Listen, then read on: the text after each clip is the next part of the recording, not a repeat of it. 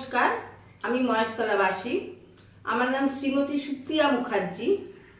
বাড়ি মহেশতলা মুখার্জি বাড়ি শ্রীকৃষ্ণ কুটি। ইনি আমার স্যার শ্রী মানিকলাল কর্মকার। আমি একটু দেশাত্মবোধক গান গাইছি, ভুল ত্রুটি মার্জনীয়।